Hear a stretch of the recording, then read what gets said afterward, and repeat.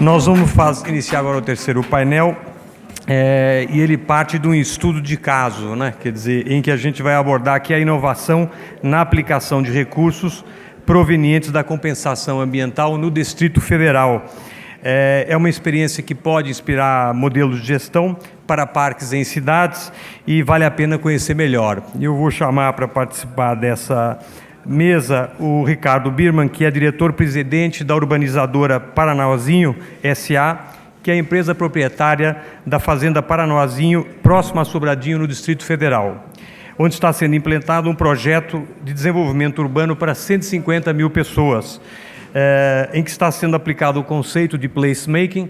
Nós conhecemos o Fred Kent por intermédio dos Birmans, que são muito ligados à PPS, e que tem ênfase na valorização de espaços públicos. É também diretor da Fundação Arun Birman, que atua na administração do Parque Burle Marx, na Zona Sul de São Paulo. Ricardo, por favor.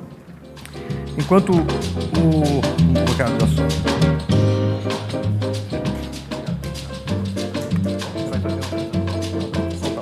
eu volto depois em seguida para chamar o outro palestrante.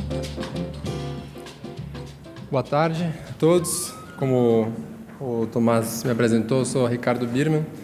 Eu vou falar para vocês a respeito de uma experiência que nós tivemos. Nós estamos em andamento, um processo de aprendizado, na verdade, lá em Brasília ainda. Mas antes disso, eu queria só fazer abrir um pequeno parênteses. Além desse projeto, a minha família está envolvida aqui em São Paulo com o processo de gestão do Parque Burle Marx, aqui em São Paulo, que é um parque relativamente pequeno, 150 mil metros, mas que foi o primeiro parque público a ser administrado privadamente na cidade. É uma experiência que já tem 20 anos, e nesses 20 anos de experiência nós aprendemos um pouco sobre o que deu certo e o que não deu certo nessa relação com a Prefeitura de São Paulo, e com esse modelo de convênio, que na verdade era um processo de gestão compartilhada. Bom, mas tendo feito esse parênteses, eu queria situar vocês a respeito desse projeto de Brasília, no qual eu estou diretamente envolvido. Aqui, a cidade de Brasília, para quem conhece, essa imagem ela não coube, por causa do zoom, mas enfim, a cidade está aqui, a cidade inteira está dentro desse círculo, e aqui a gente tem a primeira cidade satélite na saída norte de Brasília, que se chama Sobradinho. Essa distância são 15 quilômetros, mais ou menos. É muito próximo. Essa área em branco é a área de propriedade da urbanizadora Paranoazinho. Então é uma empresa fundada exclusivamente com a finalidade de desenvolver esse terreno, e como vocês podem ver pelo mapa, é uma área gigantesca. A cidade de Sobradinho caberia dentro da propriedade da urbanizadora Paranoazinho. Urbanizadora Paranoazinho, então, ou simplesmente UPSA, é essa empresa gestora desse projeto. Um projeto que a gente estima que vai levar aí coisa de uns 40 anos para ser totalmente desenvolvido.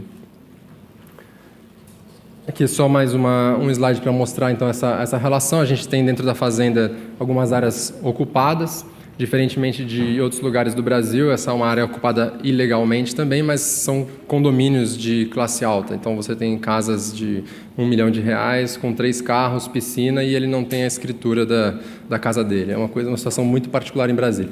E logo ao lado, a cidade de Sobradinho, que essa sim é uma área regular. E tem áreas aqui, digamos assim, não urbanizadas ainda, onde vai incidir principalmente o projeto de urbanização que nós estamos desenvolvendo já há 7 anos. O Newton, que está aqui, meu colega de painel, é o presidente do IBRAM, ele vai poder falar um pouco mais sobre a experiência que eles têm tido com compensação ambiental lá no DF.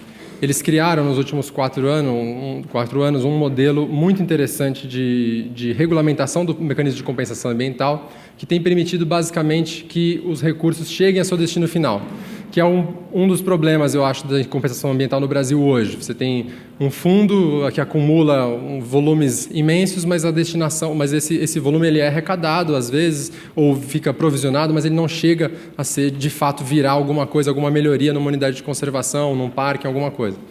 E lá em Brasília, eles têm tido muito sucesso, eles criaram um mecanismo de muita transparência. E para nós, da iniciativa privada, transparência é sempre bom.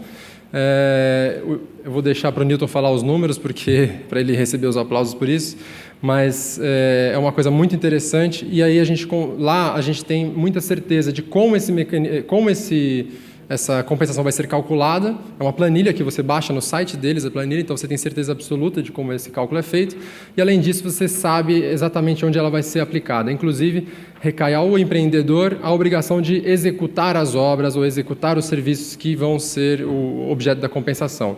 Então, ao invés do recurso parar num fundo que é gerido pelo Instituto Público, o próprio empreendedor vai lá e executa diretamente a obra que precisa ser feita. Com a nota fiscal desse serviço, ele abate a sua compensação ambiental.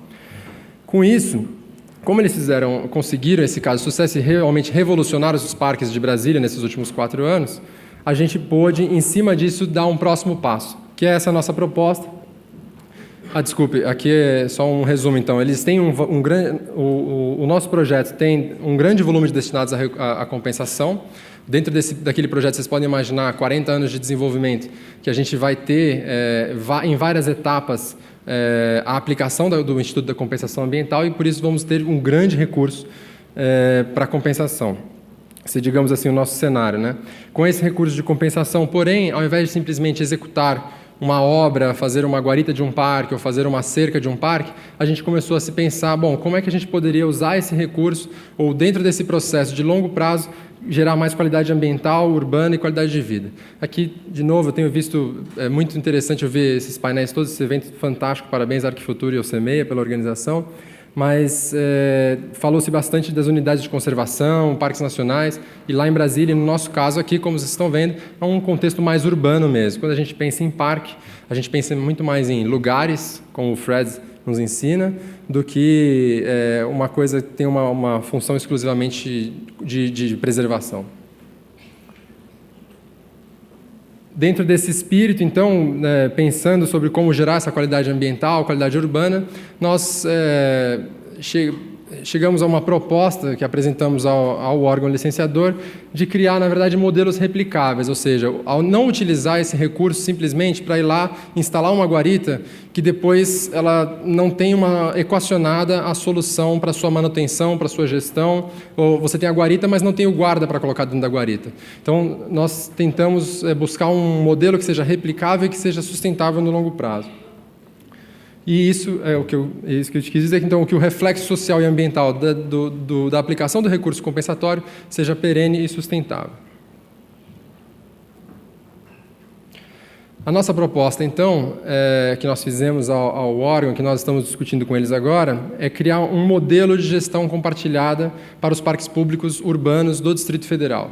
A nossa ideia é criar conhecimento, a nossa ideia é criar como se fosse um manual ou uma cartilha para aplicação de modelos de gestão compartilhada nos parques.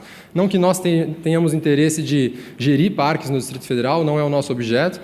A nossa intenção é construir o conhecimento para que esse modelo possa ser aplicado. É claro que vislumbramos com isso que no futuro também a possibilidade de aplicar um modelo desse num parque que nós pretendemos criar dentro do nosso projeto, que é um parque bastante grande, um parque linear de 3 milhões de metros quadrados. Os passos, então, para isso são um diagnóstico que já foi feito pelo órgão ambiental. Eles têm um projeto Mapear que identifica as principais deficiências e carências dos mais de 70 parques que eles têm lá. Isso é um material bastante importante, tendo subsidiado bastante o nosso trabalho. E aí pretendemos fazer um seminário com experiências internacionais e nacionais a respeito dos diferentes modelos de gestão. Gestão e regulamentação. Como se regulamenta essa relação entre o privado e o público? A gente discutiu muito, inclusive com o órgão um tempo atrás, se haveria necessidade de se fazer realmente um seminário, se a gente não poderia passar direto para as próximas etapas, mas vindo aqui hoje eu tenho mais certeza do que nunca de que esse diálogo e essa troca são fundamentais para a construção desse conhecimento, para a construção desse modelo. Hoje aqui, inclusive, várias pessoas que falaram aqui, eu já fico imaginando que seriam convidados ideais para o nosso painel, que provavelmente vai acontecer no ano que vem.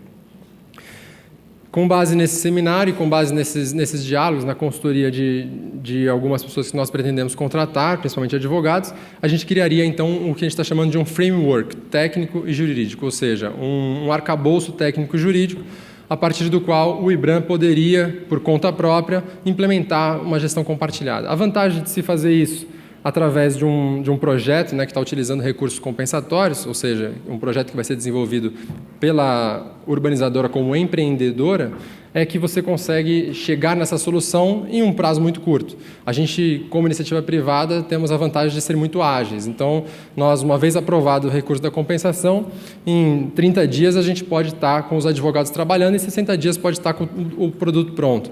Então, nisso a gente incluiria aqui todas as minutas de contratos de convênio, minutas de editais, tudo isso a gente vai criar uma cartilha mesmo que vai ficar à disposição do órgão, que tem muito interesse em implantar esse negócio.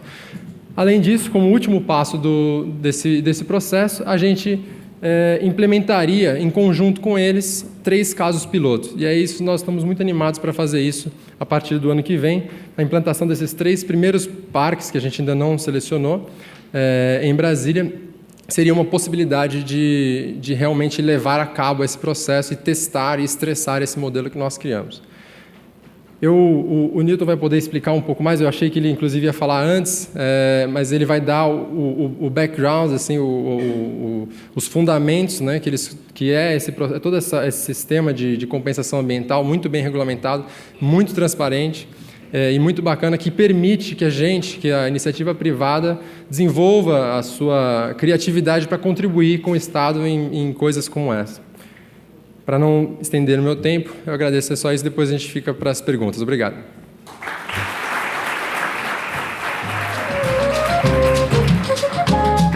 Obrigado, Ricardo. Eu queria fazer só uma complementação em relação ao Burle Marx. Esse projeto que o Guto Ferreira comentou antes do Parque Sitia no Rio de Janeiro é um parque ecológico criado pela comunidade do Vidigal no Rio de Janeiro e que nasceu a partir da limpeza braçal de um lixão que surgiu no meio da comunidade, onde eles tiraram 16 toneladas de lixo e criaram esse parque. E o Guto está envolvido nesse projeto, junto com a Fundação Getúlio Vargas, e no qual eles estão pensando todo o modelo de governança, né? O CEMEI e o Arco Futuro estão também participando ativamente nesse projeto. E quando ele foi estudar modelos de gestão para o parque, ele se deparou com a grande inovação de parques urbanos no Brasil, que é o Parque Burle Marx. Então, acho que os Birmans têm aí, de fato, uma grande contribuição, uma importante contribuição, pois, junto com a Prefeitura de São Paulo, fizeram essa concessão por 50 anos de um espaço público de gestão privada através do MOESA. Então, isso já existe, é uma realidade. Agora, eu queria complementar com um quadro realmente dramático e triste da realidade dessa cidadania no Brasil, porque, como você sabe, o Burle Marx está no Parque do Panambi, que é um barco de altíssimo luxo, e tem hoje, em torno do parque, se não me engano, algo em torno de 100 edifícios de alto padrão. E, a um certo momento, o parque lançou uma campanha de arrecadação de recursos, pois os usuários do parque, naturalmente, ou mais espontaneamente, são os moradores do entorno. E a contribuição prevê R$1.000 de cada edifício mensalmente para ajudar e trazer melhorias ao parque. E, até hoje, eles só conseguiram a contribuição de 2 edifícios. O edifício que moram os Birmans e um outro. Então, isso mostra muito também a realidade, quer dizer, a gente discute muito aqui a questão do gestor público, a gestão do governo, quer dizer, as questões de planejamento no âmbito da governança institucional, mas a gente esquece que a cidadania e a sociedade civil são parte importante, um componente que tem que ser ativo nessa transformação. Tá? Bom, eu vou chamar agora o Newton Reis, que é presidente do Instituto Brasília Ambiental, vinculado à Secretaria de Meio Ambiente e Recursos Hídricos do Distrito Federal. Ele foi subsecretário de Sensibilização Socioambiental e Gestão de Áreas Verdes da Secretaria de Desenvolvimento Urbano e Meio Ambiente do Distrito Federal e coordenador da assessoria parlamentar do Ministério do Meio Ambiente no Congresso Nacional. Newton, por favor. Boa tarde a todo mundo. Queria agradecer o convite e vou tentar ser o mais rápido possível, porque tem muita apresentação nossa que eu fiz, como vai ficar disponível, né, para todo mundo. Eu tentei colocar, tem muitos slides que são até da regulamentação do CONAMA, tudo, porém eu vou passar rapidinho, porque eu queria dar mais um exemplo. São 47 slides para passar em pouco tempo, então eu vou correndo para o que interessa mais.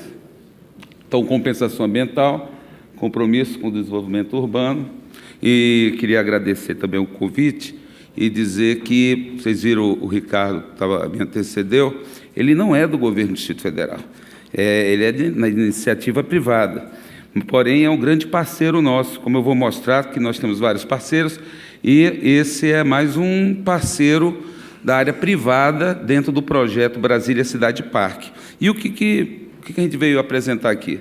É a questão nossa da compensação ambiental, que é a retribuição pelos impactos causados ao meio ambiente por meio da socialização de custos, implantação, gestão e manutenção de unidades de conservação. Lá em Brasília, nós temos 73 parques. Eu não passei. Lá em Brasília, nós temos 73 parques.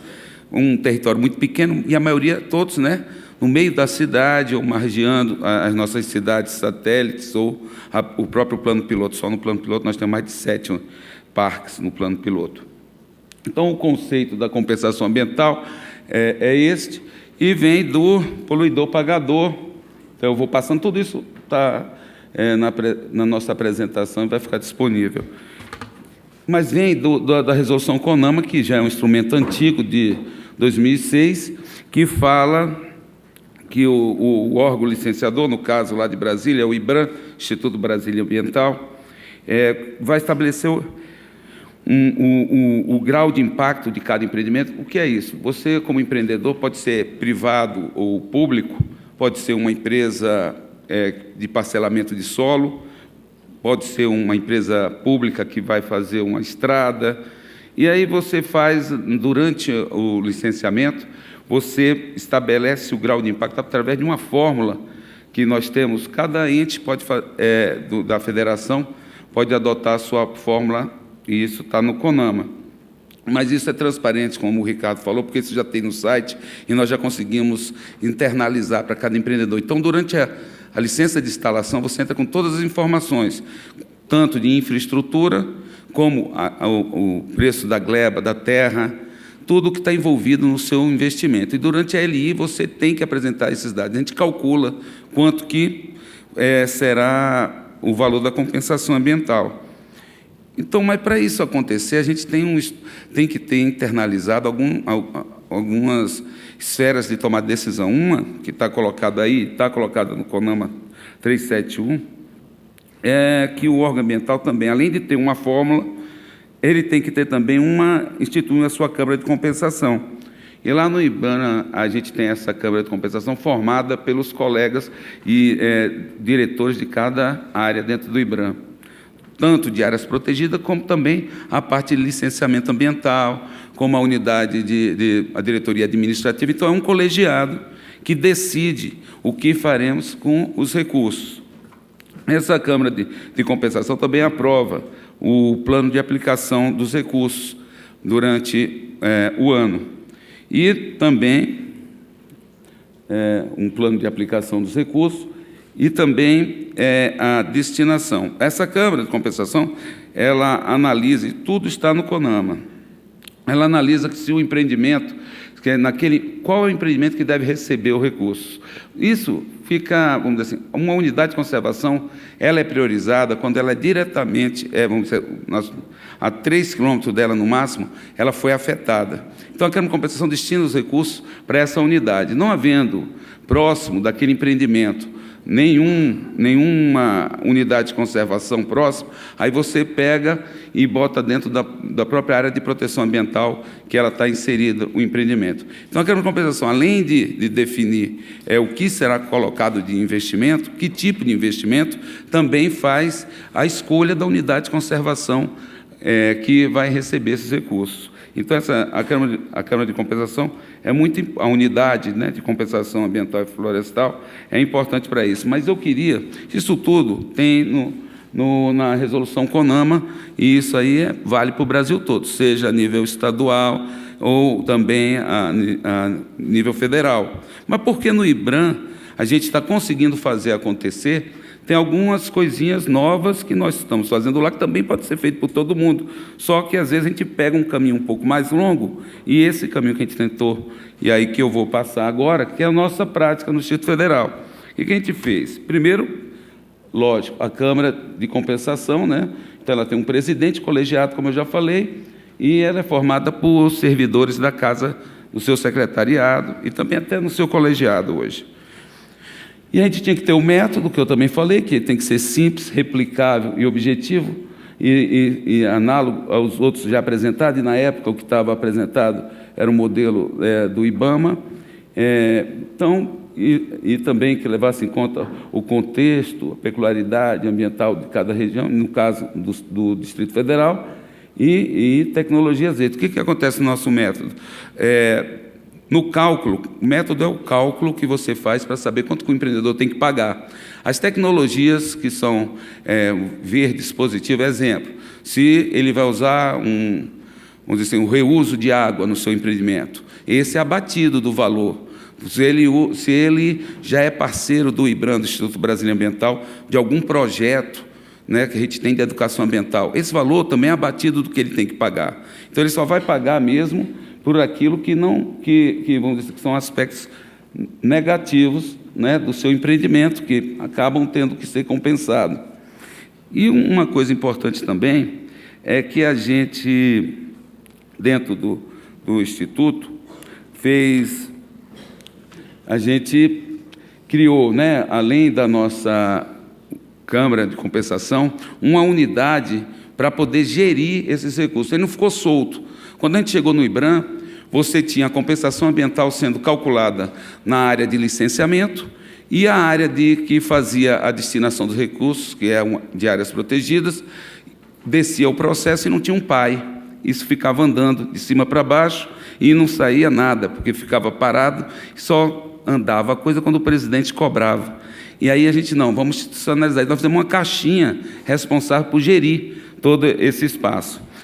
Se ocorrer, que eu estou vendo o tempo ali. Então, o grande diferencial, além dessa área da unidade, né, nossa de gerenciamento de compensações ambientais e florestais, foi a gente trabalhar sempre, porque você pode fazer 3 formas o investimento da compensação. Você pode fazer da ação de bens móveis e imóveis, o depósito de recursos. O depósito é o pior dos caminhos, porque se você deposita em uma conta vamos sei lá, do governo, do Distrito Federal, mas tem que ser do órgão, você tem que licitar. Só a licitação do projeto vai demorar mais uns 6 meses, e depois você vai fazer a licitação para execução do projeto. E nisso a gente demora 1 ano para começar a se pensar em executar alguma coisa. Então, a última opção que a gente hoje não trabalha com depósito nas nossas contas. O que a gente faz hoje? Execução direta de serviço. Qual é o que é? A gente pede ao empreendedor, a gente apresenta o empreendedor, a gente calcula na fase do licenciamento, ele assina um termo de compromisso conosco de executar tal empreendimento no valor calculado, vamos dizer que seja 3 milhões. Eu digo para ele, você tem que fazer uma copervia, você tem que fazer uma guarita, tem que fazer uma sede, e dou o formato disso que já temos no órgão, né? Você tem que, a nossa copervia tem que ter, você especifica para ele como você quer isso e dá o formato dentro do desenho da sua unidade. E ele executa até 3 milhões de reais, mas isso já é calculado antes. Ele executa, não passa 1 centavo pela nossa conta. Nós não internalizamos os recursos. Então, é execução direta pelo empreendedor. E depois a gente só recebe, damos, né, vamos dizer, depois a quitação, né, da compensação, depois que a área técnica analisa que realmente que eram 3 milhões de reais a ser investido, e a nossa área técnica, após a execução das obras, vê que realmente foram 3 milhões destinados. Então, isso é um grande diferencial que a gente tem. E eu vou passando aqui, porque eu quero chegar à unidade orgânica responsável para poder monitorar as compensações, e o termo de compromisso, que garante, né, durante a LI, vamos dizer assim, que o empreendedor faça o investimento. Nisso, nós temos em 2010, vocês veem que não tem nada ali, é 148 mil mesmo, reais. Para 2011, a gente assinou 4 milhões, né, mais de 4 milhões de reais de termo de compromisso. 2012, 8 milhões. 2013, 25 milhões. E 2014, já tinha sido assinado 13, e estamos acabando agora para ver se a gente acaba, porque esses 43 milhões são com 2 grandes empreendedores da iniciativa pública do governo do Distrito Federal. Aí está tendo um acordo com desses 2 grandes empreendimentos, que dariam 43 milhões para ser assinado esse ano. Então, hoje, como está hoje sem esses novos valores, nós temos, lá no IBRAM, já assinado e executado, né? Nós temos executado já da área privada 18 milhões e pública 95. Por quê? Da pública 95 e tanto é porque a pública não quer pagar? Ela não quer? Não, porque a pública tem o mesmo problema nosso. Eu peço para o órgão governamental e digo para ele fazer uma Coopervia. Ele vai ter que fazer a licitação, ele vai levar todo aquele tempo. Quanto à iniciativa privada, vocês veem a diferença, um fez 1%, né? Aquele que eu compensei via iniciativa pública. E a privada não, já mais de 42% já foram executados, o resto está sendo executado agora. Então, quer dizer, é a diferença da velocidade. Eu até brinco que 86666 não é um número, né, assim, é um número não muito abençoado, porque ele veio para não dar certo mesmo, né?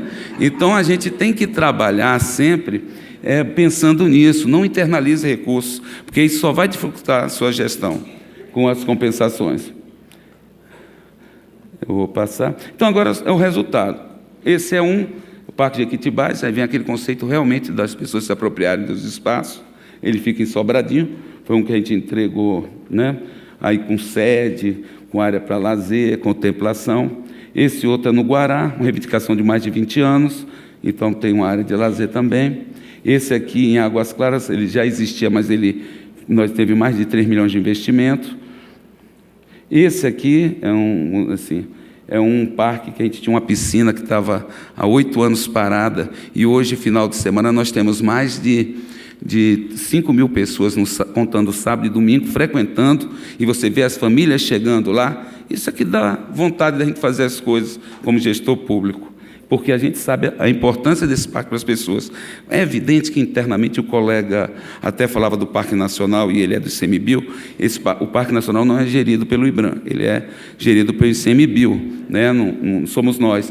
Mas essa resistência, quando eu cheguei para botar compensação aqui, o colega do IBRAM falou assim: presidente, o senhor devia aterrar a piscina, que ela estava vazia, e plantar umas árvores em cima. Eu digo, gente, aí é demais, né? Eu digo, não, nós vamos fazer, e hoje nós estamos com um parque com muita visitação. Então, ainda é do nosso Saburononhama, que é em Taguatinga. Esse é o Parque Asa Sul, também saiu do zero. Sudoeste, que saiu do zero também, parque urbano.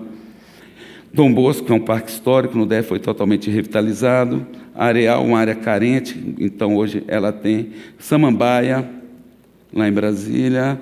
Olhos d'Água. Lago do Cortado, a gente fez uma trilha suspensa, tem uma cachoeira no meio de Taguatinga, e a população não sabia disso. E esse aqui é um centro de prática sustentável, que a gente implantou, onde tem, lá em Brasília, educação ambiental, e ele foi todo construído com reuso d'água, telhado verde, então, ventilação cruzada, e aí tem os nossos viveiros para mudas, né? Então, isso também foi com recursos. Então, a gente, agora, eu brinco até com o Ricardo, a gente tem o nosso hardware. A gente conseguiu, com a compensação, construir, fazer o físico. Hoje, a dificuldade é fazer isso que nós estamos discutindo aqui. É o software para rodar isso. Vou dar um exemplo no Parque Dom Bosco. Lá no Parque Dom Bosco, nós implantamos, investimos mais de 3 milhões. Já está consolidado, já temos lá o investimento, já foi entregue, já demos a quitação ao empreendedor, que nesse caso até a Inframérica, lá a gestora que substituiu o Infraero, lá em Brasília. Só que a gente tem um problema, a gente comprou uns carrinhos elétricos para levar a pessoa até a beira, pessoas com necessidade de locomoção. E eu não tenho como colocar o agente de parque com mestrado e doutorado para ficar guiando o carrinho está parado, porque eu não tenho como rodar o software, eu não tenho as pessoas. Então, é isso que é o novo desafio dentro do Brasília. Esse é o nosso próximo desafio, a construção e implementação de um modelo de gestão para os parques nossos, porque o investimento a gente tem como fazer. Agora, com esses recursos eu não posso pagar a manutenção, porque ninguém fica torcendo que sempre tem um dano para compensar. Eu tenho que ter, sim, um mecanismo para poder fazer com que esse, vamos dizer assim, o investimento que a gente fez não se perca com o tempo. Então, era isso, gente. Queria agradecer e estamos à disposição também. Obrigado.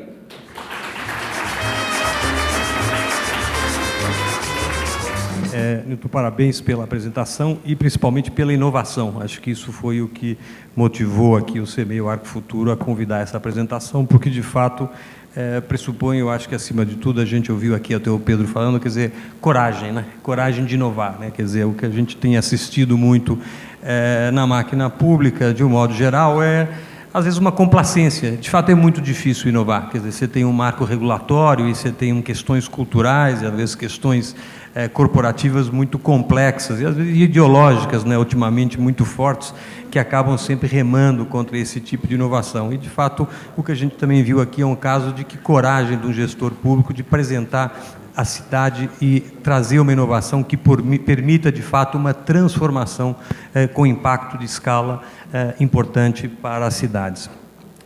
Eu acho que eu queria começar e aproveitar já a sua última colocação, porque essa é que fica a dúvida, quer dizer, exatamente o que você colocou, muito bem, você equacionou o hardware e agora você tem um problema de software, né? Como fazer a sustentação desses parques? O que vocês estão pensando? Qual é o projeto do IBRAM no sentido dessas... É concessão? É PPP? Enfim, quais são as alternativas que estão aí nos cenários que vocês estão desenhando e o que vocês estão pensando efetivamente para essa transformação? Foi o que eu tinha... Na verdade, o Ricardo ele já tinha adiantado uma das soluções que nós estamos buscando. Na verdade, a gente está com uma parceria com a urbanizadora Paranoazinho. Vamos pagar, na verdade, quem vai pagar é o empreendedor. Nós vamos diminuir do valor a ser compensado esses estudos que nós estamos fazendo e vamos pegar como ter um marco regulatório. Nós hoje temos, né, a parte toda, né, do investimento, que está indo bem, como eu mostrei, nós estamos chegando a um valor robusto, já fizemos 15 unidades, para dar uma noção, na antiga gestão foi feito um parque, em 10 anos, com 3 anos e meio fizemos, né, iniciamos 15 parques, porque parque a gente sabe que nunca conclui, né? Ele pode começar, mas acabar, nunca vai acabar. Então, nós estamos com 15, e agora em obras, estamos com 30 parques sendo desenvolvidos, são 73 no Distrito Federal. Então, o investimento... né, nós temos como fazer. Agora, gerir essas áreas, aí cada dia que aparece um parque, no dia da inauguração é uma festa, né? Toda a comunidade, porque a comunidade ela é beneficiada de várias formas. Aquele que compra, que tem a sua casa de frente para o parque, que era um terreno que era usado para o quê? Para entulho, jogar entulho, para uso de drogas, né, para assaltos, né, tudo aquilo que a sociedade tem, assim, que ela faz de errado, ela pega aquela área verde e faz dentro dessa área. De repente, ele ganha um parque. Então, tem uma grande festa, né? A casa dele fica, o apartamento, alguma coisa, venha morar de frente a um parque. É isso que é o chamamento. Ele fica muito feliz. Mas, para mim, já gera um problema. Eu tenho que botar lá, agora, um gestor da unidade. Então, são mais 15 a 20 servidores deslocados para essa unidade. Mas, ao mesmo tempo, eu não tenho um concurso nesse mesmo período. Como eu disse para vocês, fizemos 15, estamos fazendo mais 30. Daqui a um ano, nós temos 45 problemas a serem resolvidos. Então, esse agora é o desafio. Então, temos que correr para poder fazer. Agora, a melhor forma, nós realmente estamos vindo buscar aqui, com vocês, porque nós não temos, não. Por isso que a gente está participando. Nós não temos essa fórmula. Vamos contratar a empreendedora vai contratar os estudos e vamos fazer modelo em 3 unidades nossas, para tentar desenvolver e deixar para o órgão vamos dizer, esse novo mecanismo. E eu acho que no Brasil não temos ainda consolidado isso, né? Tomás, posso só complementar? Para dar uma noção de escala, o projeto da urbanizadora, na primeira das primeiras fases, tem que pagar a título de compensação ambiental coisa de 6 milhões de reais, na primeira fase, só na atividade inicial dela. Nós estamos propondo ao órgão destinar 300 mil reais. Quer dizer, a gente está falando de um valor muito baixo e com 300 mil reais a gente consegue desenvolver um estudo super robusto, super bem embasado, estudar várias outros modelos que existem no Brasil e fora e trazer isso para construir esse conhecimento. A gente tem lá um exemplo, para construir uma pista de Cooper, a gente gasta 1 milhão de reais. Agora, com 300 mil, a gente consegue talvez montar um modelo jurídico e técnico que dê embasamento para algo que possa ser aplicado em todos os 70 parques. Então, tem esse aspecto que acho que é muito importante. Eu acho que esse ponto é extremamente importante. Eu não lembro quem em algum arco futuro disse que nós somos o país do hardware. E a gente esquece do software. E é uma verdade, né? Quer dizer, se replica em vários planos, né? Enfim, na escala urbana, na escala nacional, que você acaba sempre construindo. A gente tem muita necessidade de visualizar a materialização, né? Esse hardware de construção. Acho que é também uma característica da promoção política muito em torno disso, e a gente acaba esquecendo depois a gestão. Então, acho que esse ponto é extremamente importante. Isso se aplica a parques ou pode se aplicar a museus, né? A gente tem uma profusão de museus que foram criados recentemente no Brasil, e esse é um outro drama que vai estar se apresentando nas cidades, porque obviamente não há recursos para tudo isso. Em vez da gente consolidar como uma prática que já foi muito comum no exterior, a gente continua abrindo novos espaços culturais, e depois tem sempre um problema dessa sustentabilidade. Então, no fundo, esse é um problema que a gente tem identificado, que se replica de um modo geral na administração pública como um todo. Então, acho que essa questão da gestão é muito importante, principalmente a questão do software, né? Como trazer realmente modelos que tragam sustentabilidade. E eu gostaria aqui de lembrar a apresentação da Lídia Ragonan, que fez hoje de manhã do Rethinking Park, em que realmente é um estado, quer dizer, de maturidade, né, institucional, né, e eu diria até de civilização. Eles não têm um problema de sustentabilidade de parques, mas eles já estão preocupados quando eles vierem a ter, se eles tiverem, quer dizer. Então, na realidade, esse tipo de planejamento, quer dizer, esse tipo de antecipação, o problema é que eu acho que é fundamental, e aí a gente bate, de fato, de novo na questão do planejamento, que é uma lacuna ainda a ser preenchida aqui na nossa administração do modo geral, né? Com raras exceções, e por isso estamos muito honrados de tê-lo aqui. Eu ia te perguntar agora, quer dizer, do lado do empreendedor, né? Vocês enfrentam em São Paulo hoje um problema complexo, por causa de um projeto que também pressupõe uma área pública de uma grande praça, né, em troca de um terreno que tem uma construção numa das áreas mais movimentadas, tem um conceito do placemaking, e vocês vêm enfrentando aí uma questão, enfim, jurídica, burocrática, meramente burocrática, e tem enfrentado uma dificuldade muito grande. Qual foi a motivação? Então, também muitas vezes o que você percebe, quer dizer, vocês estão há anos para resolver um problema, e isso é uma tônica também dominante, e às vezes talvez seja melhor você não arranjar dor de cabeça. Faça o arroz com feijão e você vai executar e talvez buscar o seu resultado muito antes. Eu queria ouvir um pouco em Brasília, me parece que é um pouco isso. Talvez vocês fossem também pelo método tradicional e daria muito menos trabalho, e talvez vocês tivessem o resultado de vocês, ou o ROI de você, muito mais rápido. O que motivou também essa busca, essa interação e esse trabalho conjunto, né, no sentido de trazer uma inovação e participar dessa transformação? Quer dizer, do lado do empreendedor imobiliário, que no Brasil é muito estigmatizado, qual foi o motivador dessa iniciativa, que se repete não só em Brasília, mas em São Paulo, que é um outro projeto que a gente tem acompanhado? Eu costumo dizer que o empreendedor imobiliário no Brasil sofre bullying, né? Porque todo lugar que ele vai, ele é muito mal visto. Mas eu acho, e também preciso dizer, Thomas, que não estou diretamente trabalhando na gestão desse projeto de São Paulo, mas em linhas gerais eu acho que o que a iniciativa privada precisa é de uma segurança institucional. Ela precisa saber que ela pode confiar no poder público para fazer aquilo que é o papel dele. Aqui, e isso não só em Brasília, em São Paulo, tem muitos órgãos em que a gente tem essa dificuldade. É muito difícil você lidar com um órgão que você não sabe se vai te responder, com que base, em que critério ele vai te responder, qual vai ser a exigência, como é que ele vai calcular essa exigência.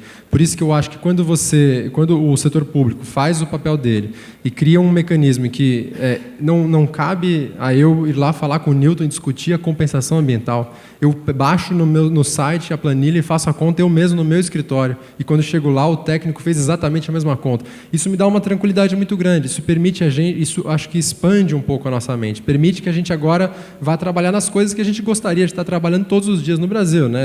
Sendo criativo, sendo inovador, buscando novas soluções. Acho que todos nós queremos, isso não é eu tenho repetido isso não é um monopólio de um ou outro setor da sociedade. Acho que todos nós queremos sociedades melhores e todos nós temos capacidade de contribuir para isso. Agora, é importante para nós, da iniciativa privada, como você disse, que tem outras dores de cabeça para resolver. Se você tiver que dedicado dentro do seu tempo, você só tiver tempo para resolver a sua dor de cabeça, porque ela consome o seu dia inteiro, você realmente não vai poder fazer mais nada, assim como com todos os outros setores da sociedade é a mesma coisa. Então, a partir do momento que você tem as condições necessárias para poder trabalhar naquele algo além, aí a gente se dedica e gosta e tem vontade, e acho que essa experiência de Brasília, apesar de a gente estar começando agora essa discussão, eu espero que a gente possa realmente fazer uma coisa muito bacana lá. E a gente está se inspirando nisso, não só em convênios. O modelo do Parque Burle Marx aqui, que a gente já viveu esses 20 anos, tem muitos problemas com os quais a gente aprendeu, a gente quer mudar, mas a gente tenta pensar, assim, vamos pensar grande. Quais são os grandes exemplos? O Fred, hoje de manhã, mencionou o Bryant Park, de Nova York, que era um espaço abandonado, usado por usuários de droga, só se via comportamento antissocial. E hoje, para quem conhece Nova York, é uma coisa assim inacreditável, né? O outro exemplo de Nova York também, Nova York é uma inspiração, o fechamento da Broadway lá no Times Square. Então, a gente pensa em inovar no ponto de vista de espaço público, não só de parque, não só de áreas verdes.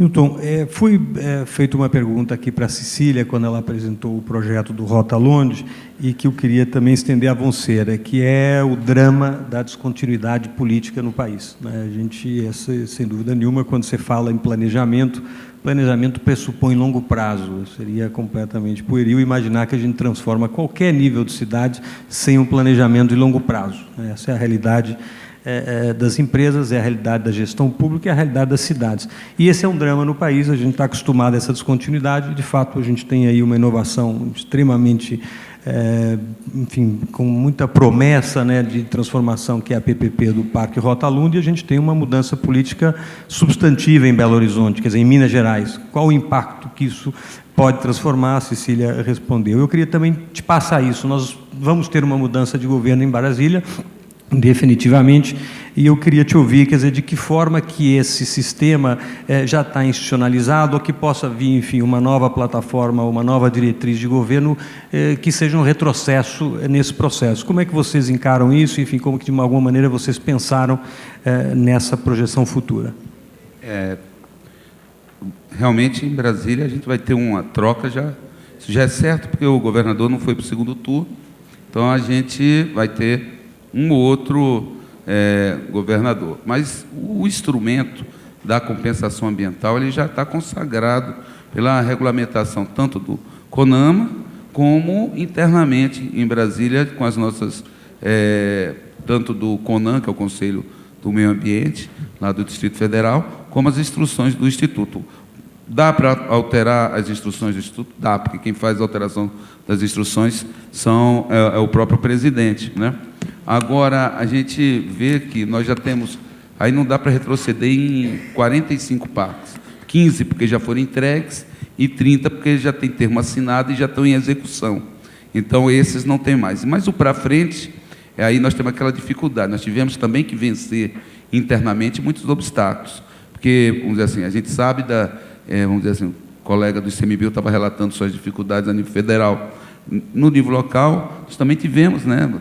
Tem colegas que têm uma visão que a unidade de conservação realmente não... Poxa, o cara chegou para mim e disse: você fez foi um clube, naquele que tem piscina, né?